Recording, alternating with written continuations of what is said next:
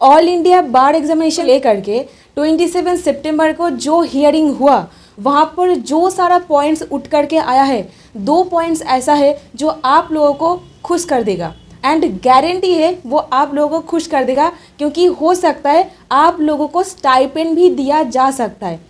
तो junior advocates के लिए स्टाइपेंड दिया जा सकता है, ऐसे कुछ ऑब्जर्वेशन सुप्रीम कोर्ट में किया गया है। तो इसके बारे में मैं एकदम आखिर में बताऊंगी, तो वीडियो को बिल्कुल भी मिस मत करिएगा। स्वागत करती हूँ आप सभी लोगों का हमारे चैनल डिकोड द लॉ में। तो चलिए शुरू करती हूँ। तो हियरिंग का पहले दिन पर 27 सितंबर सुप्रीम कोर्ट को attorney general Venugopal and amicus curiae Vishwanathan ji ये लोग बताए हैं दैट जो एक प्री एनरोलमेंट, ध्यान से सुनिएगा, प्री एनरोलमेंट ऑल इंडिया बार एग्जामिनेशन ये सबसे अप्रोप्रिएट होगा। सुप्रीम कोर्ट को ये बताया है, मतलब प्री एनरोलमेंट ऑल इंडिया बार एग्जामिनेशन ये सबसे उपयुक्त होगा, ऐसा बताया गया है। और जो वैलिडिटी को चैलेंज किया गया था, मतलब बार काउंसिल का कोई पावर ही नहीं बनता है ऑल इंडिया बार एग्जामिनेशन कंडक्ट कराने के लिए, इसको जो चैलेंज किया गया था, यहाँ पर बताया गया that bar council of India का पूरा पावर है जो दिया गया है section 49 subsection 1 clause AH of the advocates act 1961।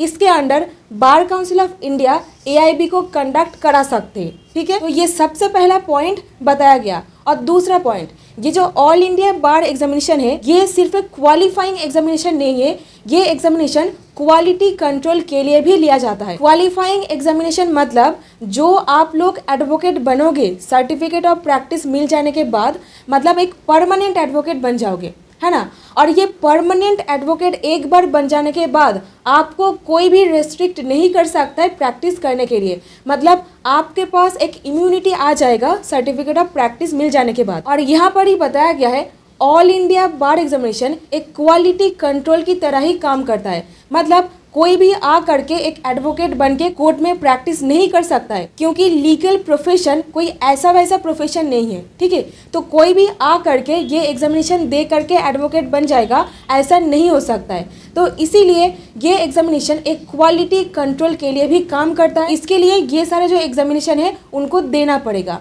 और तीसरा पॉइंट यहाँ पर जो रेज किया गया है दैट एडवोकेसी एक ऐसा प्रोफेशन है, इसका एक स्टैंडर्ड है, ये स्टैंडर्ड को मेंटेन करने के लिए ऑल इंडिया बार एग्जामिनेशन का ज़रूरत है। तो इसी हिसाब से ऑल इंडिया बार एग्जामिनेशन यानी कि AIB कंडक्ट करवाने के लिए बार काउंसिल ऑफ इंडिया को पावर तो दिया गया है, बट ये एग्जामिनेशन कंडक्ट करने के लिए कुछ रूल्स फ्रेम करना पड़ेगा, है ना। तो रूल्स बनाने के लिए जो सारा power under section 49 subsection 1 clause AH में दिया गया है, इसके हिसाब से bar council of India rules भी बना सकता है। ठीक है, और ये जो रूल्स बनाने का पावर है ये बार काउंसिल ऑफ इंडिया को एडवोकेट्स एक्ट के द्वारा ही दिया गया है, मतलब ये एक इंट्रावायर्स पावर है, इसके अंदर ही बार काउंसिल बना सकता है। तो ये सारा का सारा पॉइंट और रिकमेंडेशन जो वेणुगोपाल जी एंड विश्वनाथन जी जो सुप्रीम कोर्ट को बताए हैं, ये सारा का सारा पॉइंट्स जो सारे advocates bar council of India को रिप्रेजेंट कर रहे थे वो लोग भी अग्री किए हैं। ठीक है, अभी आती हूँ सुप्रीम कोर्ट ऑफ इंडिया के जस्टिस कॉल क्या ऑब्जर्वेशन दिए हैं। जस्टिस कॉल बता रहे हैं दैट ये जो ऑल इंडिया बार एग्जामिनेशन है इसको कंडक्ट करवाने के लिए डिफ़िकल्टी लेवल जो है, मतलब ये एग्जामिनेशन जो इतना इजी रखा गया है इसको थोड़ा सा डिफ़िकल्ट बनाने के बारे में कुछ ऑब्जर्वेशन दिए हैं, जहाँ पर इन्होंने बताया है दैट ये एग्जामिनेशन को थोड़ा सा डिफ़िकल्ट बनाने के लिए हमको सबसे पहले देखना पड़ेगा दैट इंडिया को, भारत को कितना सारा एडवोकेट्स चाहिए पूरा का पूरा जुडिशरी सिस्टम को मेंटेन करने के लिए, मतलब कितना केसेस पेंडिंग है, कितना एडवोकेट लगेगा, ये सब कुछ चीज़ एनालाइज करने के बाद ऑल इंडिया बार एग्जामिनेशन को कंडक्ट कराने के बारे में सोचना चाहिए। और इसीलिए बार काउंसिल ऑफ इंडिया को बताया गया है दैट अभी तक कोई भी ऐसा स्टडी नहीं हुआ है दैट हमारे इंडिया में कितनी एडवोकेट्स की ज़रूरत है। तो बार काउंसिल को बताया गया है आप एक स्टडी कीजिए कितना एडवोकेट्स चाहिए, उसी हिसाब से ये एग्जामिनेशन कंडक्ट कीजिए। तो AIB एग्जाम डिफ़िकल्टी लेवल को कितना एडवोकेट चाहिए इंडिया को, इसके हिसाब से कंसिडर किया जाना चाहिए, ऐसा जस्टिस कॉल ने बताया है। तो इसीलिए जस्टिस कॉल ने एक क्वेश्चन किए है that how many lawyers do we need in the system, कितना लॉयर चाहिए हम लोगों को इस पूरा सिस्टम में, ठीक है। और एक पॉइंट यहाँ पर रेज किया गया है दैट जो सारे कैंडिडेट्स एआईबी में फेल हो जाते हैं इतना इजी एग्जामिनेशन होने के बावजूद, तो यहाँ पर दर्शाता है दैट जो सारा कॉलेजेस लॉ कोर्स प्रोवाइड करते हैं वहाँ पर कैसे वो लोग पढ़ाते हैं बच्चों को। तो लीगल प्रोफेशन को मेंटेन करने के लिए ये सारा ऑब्जर्वेशन अभी तक दिया गया है।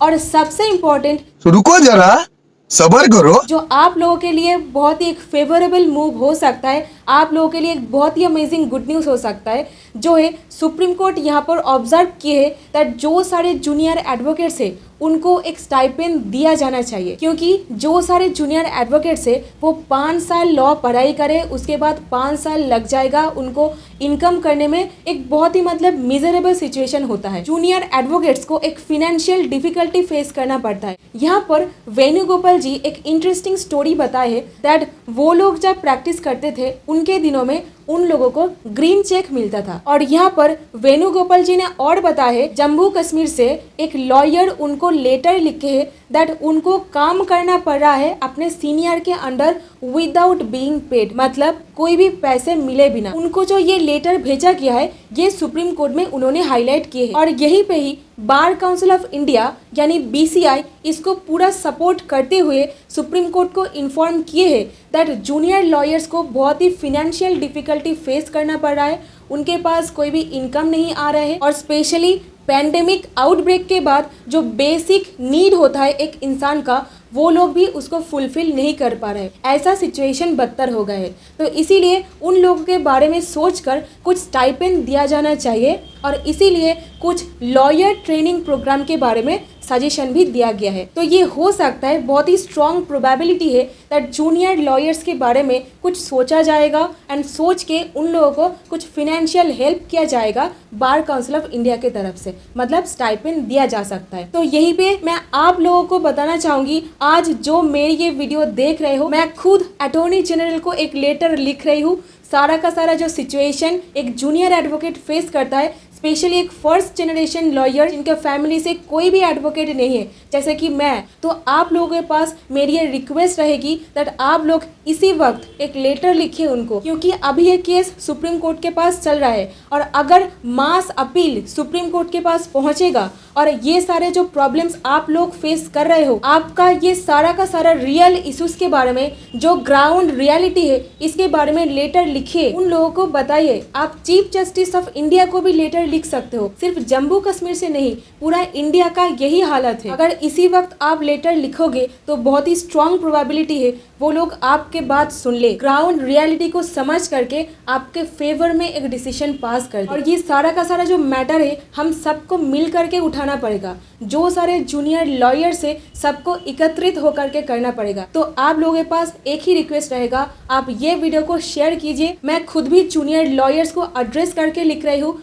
आप सब भी अपना प्रॉब्लम उन तक पहुंचाओ। अगर स्टाइपेंड रिलेटेड कोई भी न्यूज़ आएगा ना तो सबसे पहले मैं आप लोगों को बताऊंगी भाई। और ये केस का दूसरा सुनवाई होगा 28 सितंबर को, मतलब आप जिस वक्त ये वीडियो सुन रहे होंगे, और उसका भी अपडेट मैं आप तक पहुंचा दूँ। तो मिलती हूँ आपके साथ नेक्स्ट अपडेट लेकर, तब तक अपना ध्यान रखें।